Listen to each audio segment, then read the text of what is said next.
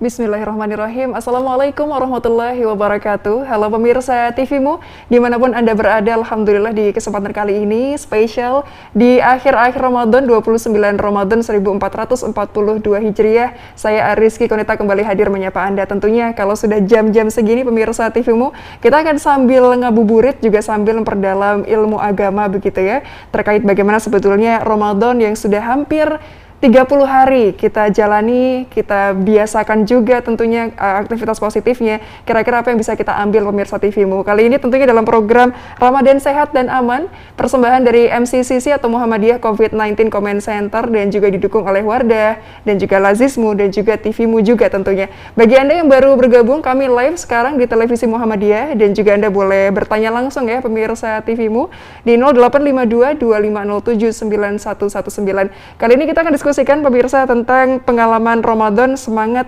mengakhiri pandemi. Kalau pandemi sudah jalan kurang lebih hampir 2 tahun, kemudian juga Ramadan ini sudah hadir kurang lebih 30 hari, kira-kira apa yang bisa kita ambil pemirsa TVmu? Kali ini sudah terhubung di sambungan Zoom kami, ada Profesor Dr. Abdul Mu'ti, Master of Education begitu ya, yang merupakan Sekretaris Umum dari PP Muhammadiyah. Kita langsung sapa dulu Pak Mu'ti. Assalamualaikum Pak Mu'ti. Waalaikumsalam warahmatullahi wabarakatuh. Alhamdulillah, kabar sehat ya Pak Mu'ti ya di sana ya? Alhamdulillah. Mudah-mudahan Konita juga sehat semuanya. Sehat, Alhamdulillah. Walaupun berbeda kota ya Pak Mu'ti ya, tapi insya Allah aman ya koneksinya ya. Aman insya Allah. Ya. Insya Allah, amin. Pak Mu'ti, kali ini kita akan dengarkan bersama-sama, belajar juga terkait pengalaman Ramadan untuk juga sebagai semangat mengakhiri pandemi Pak Mu'ti. Mungkin insya Allah selama beberapa menit ke depan Pak Mu'ti silahkan dengan tausiahnya. Ya, yang pertama tentu kita memahami bahwa ini memang masa-masa yang tidak selalu mudah karena kita beribadah di tengah pandemi dan ini sudah tahun kedua.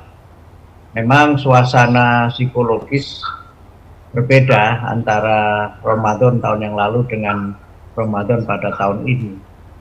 Tahun lalu kelihatan kita ini begitu gugup dan gagap dan sangat tidak siap dengan perubahan-perubahan yang ada, terutama yang berkaitan dengan aspek-aspek kultural dari pelaksanaan ibadah puasa Ramadan. Kalau secara spiritual, saya kira dalam situasi apapun melaksanakan puasa itu sama saja.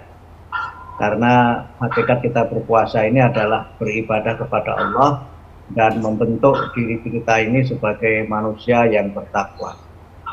Tetapi suasana kultural itu memang tidak dapat dipisahkan karena ekspresi atau aktualisasi dari berpuasa yang merupakan bagian dari ibadah dan berbagai ibadah-ibadah yang disunahkan di dalam bulan Ramadan itu memang penuh dengan ekspresi yang khas budaya Indonesia, dan budaya Indonesia itu adalah budaya yang dibentuk dari pengamalan ajaran agama Islam. Misalnya tradisi buka bersama.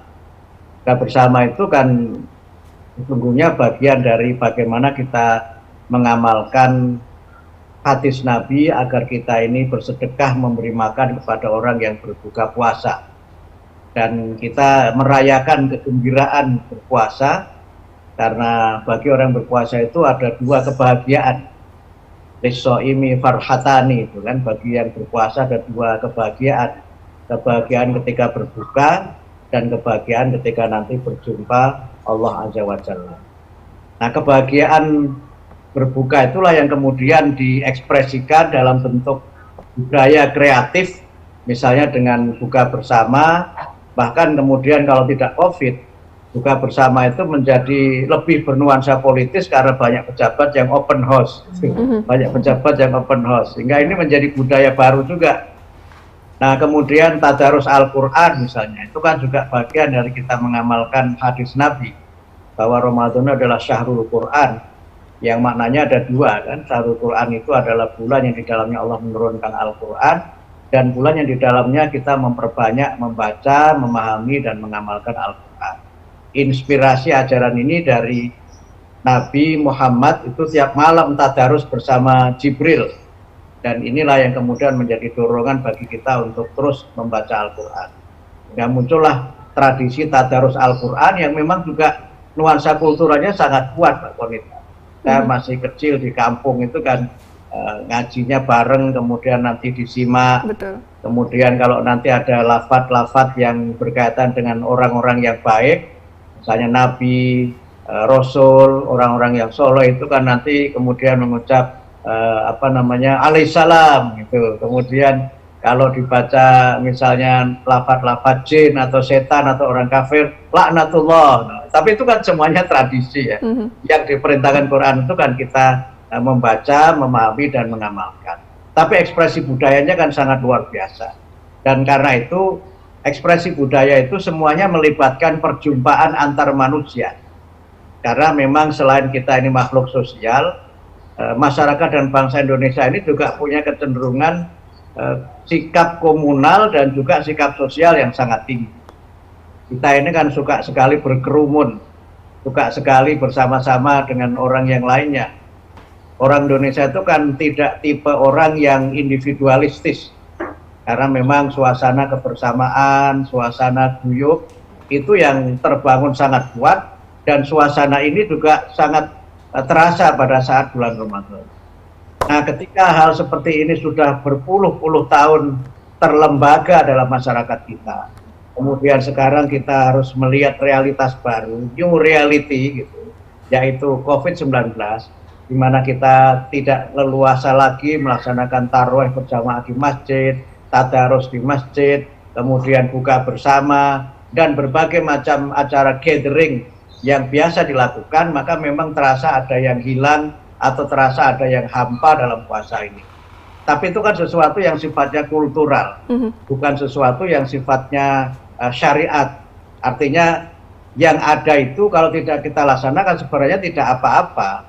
Kan kita bisa tadarus di rumah, itu kan juga tetap saja kan nilainya tidak mengurangi pahala kita, insya Allah.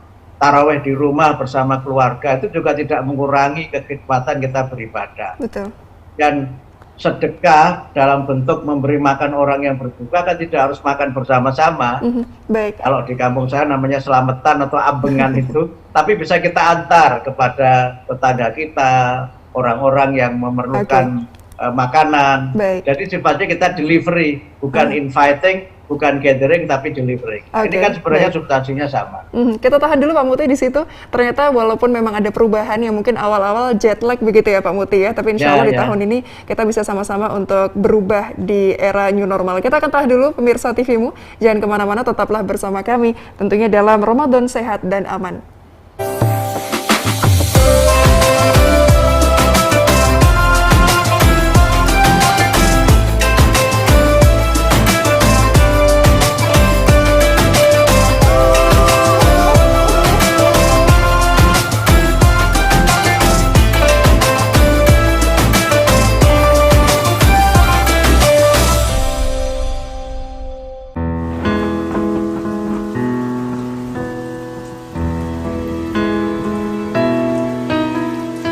Kebaikan sekecil apapun sangatlah bermakna, karena setiap langkah adalah kebermanfaatan bagi sesama yang terus mengalir tanpa henti. Di bulan Ramadan, sebarkan kebaikan menjadi manfaat. Wardah, langkah baikmu berarti.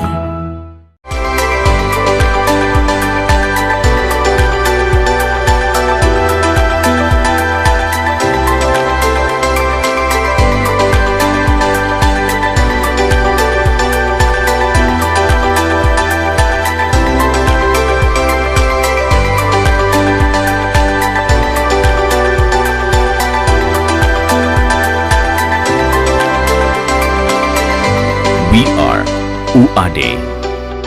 Apa itu zakat? Menurut bahasa, zakat atau al-zakat adalah suci, tumbuh, berkah, dan terpuji. Menurut istilah, zakat adalah ibadah wajib yang dilaksanakan dengan memberi harta sendiri kepada orang yang berhak menerimanya. Apa itu zakat penghasilan dan zakat harta? Zakat penghasilan dapat dilakukan apabila penghasilan tersebut telah mencapai nisyab dan telah haul masa 1 tahun. Sedangkan zakat harta adalah zakat yang dikeluarkan tiap tahunnya. Sekarang membayar zakat lebih mudah dengan aplikasi Lazismu.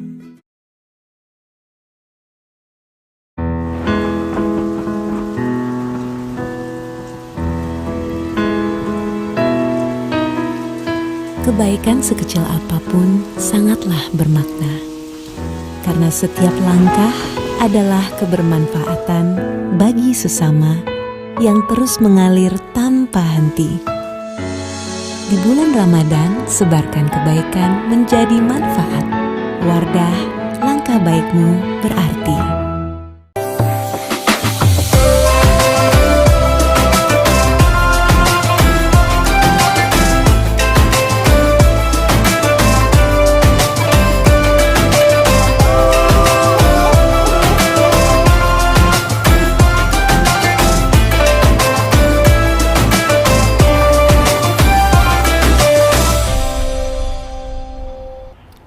Iya, pemirsa TVmu, terima kasih Anda masih bersama kami dalam Ramadan Sehat dan Aman, tentunya bersama PP Muhammadiyah. Dan tadi kita sudah berbincang dengan Pak Mukti terkait bagaimana sebetulnya ada kebiasaan-kebiasaan atau sifatnya kultural begitu ya Pak Mukti ya, dari masyarakat Indonesia yang sukanya berjamaah atau bareng-bareng gitu. Tapi ada satu yang pesan juga untuk kemudian kita menghindari kerumunan. Nah Pak Mukti, mungkin penyampaian berikutnya bisa dilanjutkan Pak, silakan. Ya, jadi COVID ini kan new reality, realitas baru, yang ternyata setelah kita ini mencoba beradaptasi, kemudian menjadi new normal, sesuatu yang baru tapi kemudian menjadi normal. Tapi nanti juga akan ada sesuatu yang baru lagi, sehingga setelah tadi saya jelaskan kaitannya dengan amaliyah yang dilaksanakan di bulan Ramadan, kita kan juga nanti memasuki tradisi yang ada di akhir Ramadan. Nah, itu kan biasanya ada 3 kegiatan yang dilaksanakan kan. Yang satu itu takbir kan. Kemudian yang kedua adalah sholat Idul Fitri, dan yang ketiga itu halal bihalal. Nah, takbir itu memang dianjurkan. Dalam hadis sebutkan zayyinu a'yadakum bitakbiri wa tahmidi wa taktis. Jadi hiasilah hari rayamu itu dengan takbir, tahmid dan taktis. Dan memang kita diperintahkan untuk bertakbir mulai dari malam Syawal ya, malam Syawal. Jadi kalau saya kira untuk tahun ini insya Allah malam Kamis, karena sudah ada kesepakatan hitungan tadi saya ikuti sebelum acara ini, saya baca Muhammadiyah, NU, kemudian 8, BMKG itu semuanya kesimpulannya sama, insya Allah Idul Fitri pada hari Kamis. Nah, jadi ada takbiran. Takbir itu syariat, tapi takbiran itu kan budaya, Konita. Bahkan sampai kemudian ada budaya takbir keliling kan, takbir keliling itu kan budaya. Nah, sekarang tidak bisa kita melaksanakan itu lagi karena kita dalam situasi COVID. Karena memang itu beresiko secara kesehatan dan juga bisa membuat situasi ini semakin tidak aman dan tidak nyaman. Kemudian sholat Idul Fitri. Sholat Idul Fitri itu kan sunnahnya memang kita melaksanakannya di lapangan ya. Kemudian juga ada sebagian melaksanakan di masjid. Dan karena ini merupakan hari bergembira, maka kalau kita baca di dalam hadis-hadis itu perempuan-perempuan dan anak-anak ya, perempuan yang sedang berhalangan sekalipun, yang haid maupun yang nifas, dan anak-anak itu kan juga dianjurkan untuk diajak semua ke lapangan, bukan untuk mereka sholat karena sedang berhalangan, tapi kan untuk mensyiarkan dan merasa bergembira karena berhari raya. Kemudian juga dalam beberapa hadis disebutkan Nabi sendiri pada saat setelah sholat itu juga ada hiburan kecil-kecilan di rumah. Disebutkan dalam beberapa hadis itu ada orang yang bernyanyi-nyanyi sambil makan-makan, kemudian Nabi bersandar di punggungnya atau di pangkuannya Aisyah sambil menyaksikan, itu kan satu kebahagiaan ya. Nah, itu yang biasa kita lakukan kan. Tapi sekali lagi karena ini dalam situasi COVID, maka sesuai dengan keputusan PP Muhammadiyah, juga maklumat dan juga dari MCCC, kita kalau melaksanakan sholat di lapangan sebaiknya dibatasi jamaahnya, terbatas untuk mereka yang tinggal di lingkungan terdekat dengan kita, tetap memakai masker, menjaga jarak, mencuci tangan, kemudian sudah berwudu sejak dari kita berangkat dari rumah sehingga tidak ada nanti orang yang berdesak-desakan dan seterusnya. Kemudian yang agak sulit memang adalah halal bihalal yang kemudian oleh sebagian masyarakat dirayakan dengan mudik. Ini kan Betul. memang menjadi peristiwa yang sangat-sangat berat ya. Saya termasuk kan mudikers saya di Pak Konita. Saya kan di Jakarta dari tahun 2002. Sejak saya Baik. Ketua Umum PP Pemuda Muhammadiyah. Jadi kalau dihitung sampai sekarang ya hampir 21 tahun saya di Jakarta. Jadi sudah 19 kali Idul Fitri. Nah, saya itu kan termasuk mudikers militan. Jadi sampai sebelum ada COVID ini saya selalu mudik. Iya. Tapi sejak ada COVID, ya paling tidak ini berarti nanti akan tahun kedua di mana saya tidak mudik. Tahun lalu juga saya tidak mudik. Dan memang ada sesuatu yang baru kan, di mana kita biasa dengan orang tua, saling memaafkan, bertemu langsung, bersalaman. Sekarang kita salamannya virtual. Salamannya virtual itu. Tapi memang menjadi sesuatu yang unik ya, bagaimana orang tua itu bisa berinteraksi dengan kita lewat Zoom. Kemudian ada keceriaan yang justru muncul karena ada teknologi yang bisa membantu silaturahim itu. Jadi kalau dulu kita silaturahim itu kita merayakan mudik kultural gitu kan, mudik kultural. Nah, kita sekarang mudiknya mudik virtual. Tapi yang paling penting menurut saya adalah mudik spiritual. Karena orang berpuasa ini kan diantara tujuannya adalah agar kita ini menjadi orang yang bersih dari segala dosa. Di dalam hadis Nabi disebutkan barang siapa yang berpuasa dan mengisi malam-malam puasa itu dengan ibadah, gitu, man shoma ramadhana imanan wa ihtisaban ghufira lahu ma taqaddama min dzambi. Kemudian juga pada hadis lain disebutkan man qama ramadhana imanan wa ihtisaban ghufira lahu ma taqaddama min dzambi.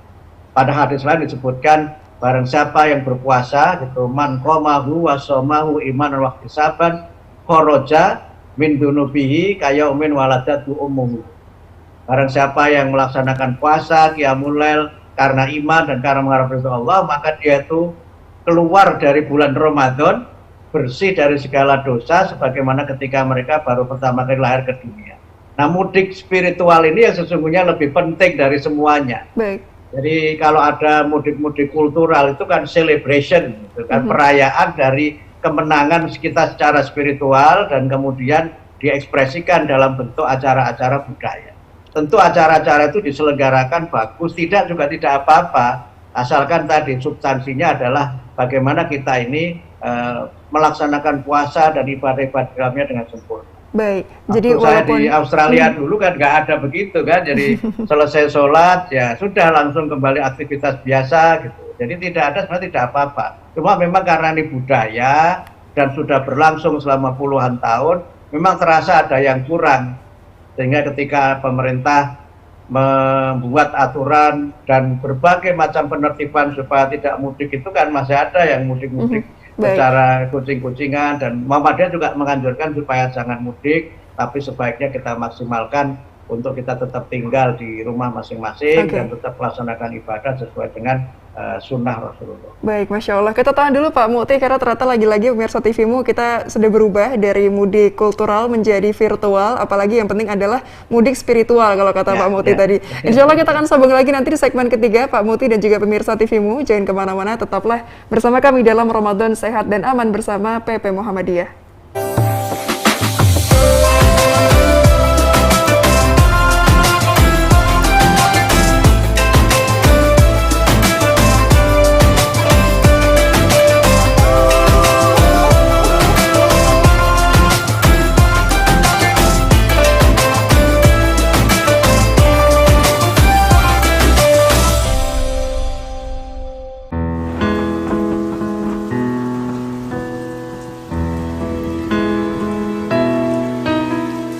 Kebaikan sekecil apapun sangatlah bermakna, karena setiap langkah adalah kebermanfaatan bagi sesama yang terus mengalir tanpa henti. Di bulan Ramadan, sebarkan kebaikan menjadi manfaat. Wardah, langkah baikmu berarti.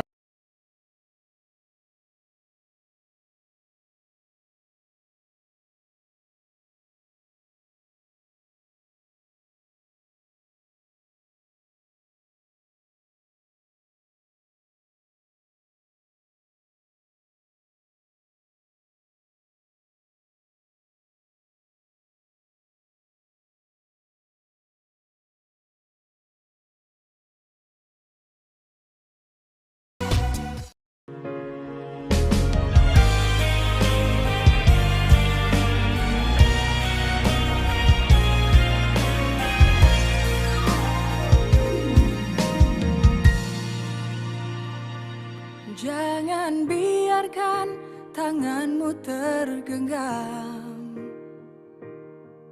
Bukalah, mari bergandeng tangan,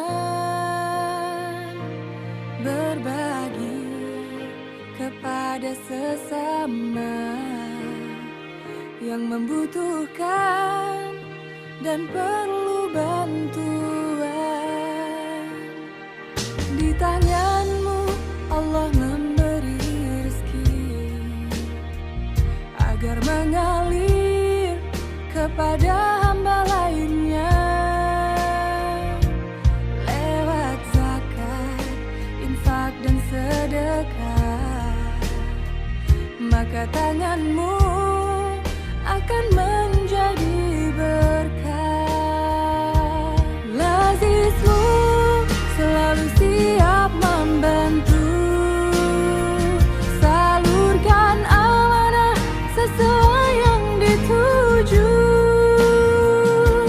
menebar kebaikan, memberi kemaslahatan, membangun umat, capai kesejahteraan. Bersama Lazizmu memberi untuk negeri,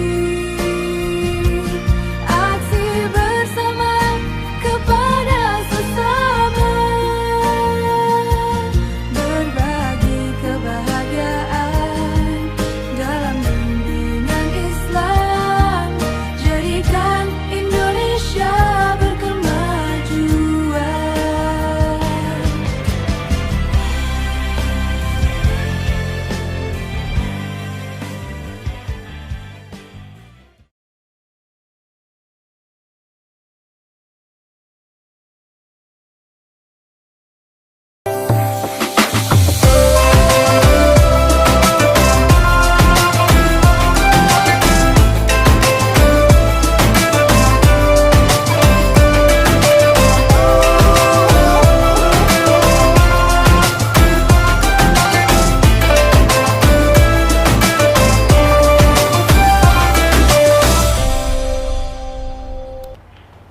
Satu hal yang kemudian kita perlu untuk tanamkan pemirsa TV-mu selepas bulan Ramadan ketika kita sudah masuk 1 Syawal begitu ya adalah istiqomah. Ternyata kalau kita bisa istiqomah 30 hari masih ada PR untuk bulan-bulan berikutnya kira-kira akan istiqomah atau tidak begitu ya. Pak Muti, ini menarik, tadi sudah sempat dijelaskan oleh Pak Muti terkait ada hal-hal yang kemudian ini sifatnya tadi kultural, kemudian virtual, akhirnya juga spiritual menjadi penting. Berikutnya lagi Pak Muti, ada poin penting apa lagi? Ya, pada bulan Ramadan ini kan juga ada ibadah yang wajib yang harus kita tunaikan, yaitu membayar zakat fitrah ya. Yang itu memang hukumnya wajib menurut sebagian besar ulama. Dan zakat fitrah itu kan tujuannya adalah untuk membersihkan jiwa kita ini dan memberi makan orang miskin. Tuhrotan lishoim atau makan lil masakin. Nah biasanya juga kan zakat fitrah itu kan dibaginya dengan undang orang, bersusah-susahkan gitu. Betul. Maka sekarang supaya aman, supaya sehat, tidak usahlah kita begitu, kita pakai data saja. Kan sekarang era big data kan. Udah kita data saja siapa mustahiknya, jumlahnya berapa, kemudian nanti kita antar. Kita antar supaya tidak ada kerumunan dan itu lebih menghormati orang yang menerima juga. Karena kita kan masih punya budaya ya, itu merasa hebat kalau kita ini memberikan sesuatu dan yang menerima itu datang berbondong-bondong ke kita gitu. Nah kalau kita antar itu kan mudah-mudahan itu lebih ikhlas dan lebih aman serta dirasakan langsung manfaatnya oleh mustahik, orang-orang yang berhak menerima. Karena itu maka dalam kaitan dengan berbagai tradisi dan ibadah di bulan Ramadan ini, yang pertama kita harus bisa memilah mana yang ibadah, mana yang tradisi. Yang ibadah itu yang harus kita tunaikan sesuai dengan sunnah. Tapi yang tradisi, kalau memang bisa kita laksanakan, itu aman, itu sehat, nggak apa-apa.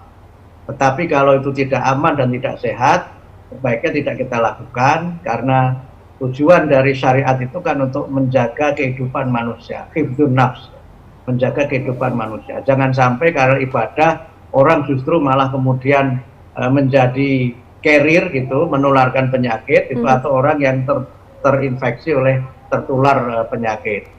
Karena itu maka ketika kita misalnya tidak tadarus di masjid, tidak berarti kita melanggar syariat, tapi kita melaksanakan syariat dengan cara yang berbeda, yaitu melaksanakannya di rumah. Kalau kita tidak tarawih di musala atau di masjid, tidak berarti kita melanggar syariat, karena Nabi sendiri malah tarawih di masjid hanya 1 kali, selainnya kan tarawihnya di rumah. Jadi kalau kita tarawih di rumah itu juga tidak berarti kita ini meninggalkan syariat, tapi kita melaksanakan syariat dengan cara yang berbeda. Begitu pula dengan ibadah-ibadah yang lainnya. Nah, karena itu maka yang penting setelah kita selama 30 hari ini menempa diri kita dengan berbagai ibadah dalam bulan Ramadan, tantangan berikutnya adalah menjaga stamina dan meningkatkan apa yang selama ini sudah kita lakukan. Karena itu sering kita mendengar ceramah bahwa Syawal itu kan artinya peningkatan. Jadi seharusnya kan setelah kita ini berpuasa, ibadah-ibadah kita, sedekah kita ini kita tingkatkan pada bulan-bulan Syawal. Sehingga sesungguhnya tantangan kita yang sangat berat adalah bagaimana menjadikan setiap bulan setelah Ramadan ini, mulai dari Syawal sampai nanti ketemu Sya'ban itu sebagai bulan yang kita di dalamnya mengisi berbagai macam kebaikan seperti yang kita laksanakan selama bulan Ramadan ini.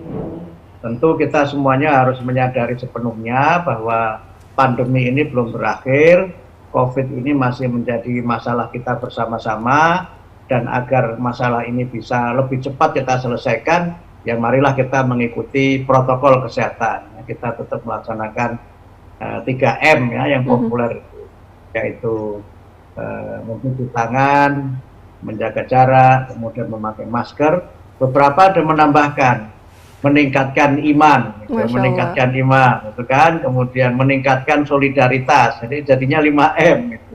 Itu juga penting. Jadi kita tingkatkan iman, kita tingkatkan imun, ya, tetapi jangan eman. Kita tingkatkan iman, imun, tapi jangan eman. Jangan pelit, karena sekarang justru banyak orang yang membutuhkan pertolongan dan uluran tangan kita. Nah, kemudian kebiasaan-kebiasaan yang sudah bisa kita lakukan, ya mudah-mudahan kita tetap bisa mempertahankan tadarus kita. Tidak harus terburu-buru, harus khatam 1 bulan satu Al-Quran 30 juz. Ya yang penting rutin, karena ibadah itu tidak diukur dari banyaknya, tapi konsistensinya. Adwamuha wa ingkolla, ibadah itu yang penting dawamnya, gitu. Lumintunya bahasa Jawanya, atau sustainability-nya itu walaupun sedikit. Sedikit kalau rutin itu akan menjadi sebuah kekuatan tersendiri. Makanya rutinitas itu bukan sesuatu yang jelek. Rutinitas itu sesuatu yang baik. Karena dengan rutinitas itu otak kita ini akan terbentuk dan akan membuat satu jadwal bahwa jam sekian kita harus bangun, jam sekian kita harus ngaji, jam sekian kita harus sholat, jam sekian kita harus makan. Itu kan diatur oleh otak kita ini dalam sistem neurologi atau sistem otak kita ini. Baik. Karena itu maka habit kebiasaan yang sudah terbangun selama 1 bulan ini, marilah semaksimal mungkin kita pertahankan dan kita tetap menjaga kesehatan kita, keamanan kita, kenyamanan kita, karena itu adalah kunci untuk kita bisa mengatasi pandemi ini. Baik. Secara bersama-sama.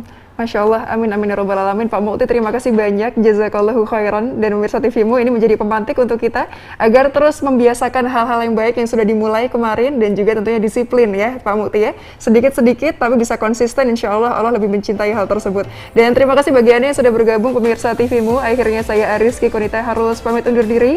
Jangan lupa untuk kemudian tunaikan zakat Anda di lazismu, dan wassalamualaikum warahmatullahi wabarakatuh. Sampai jumpa.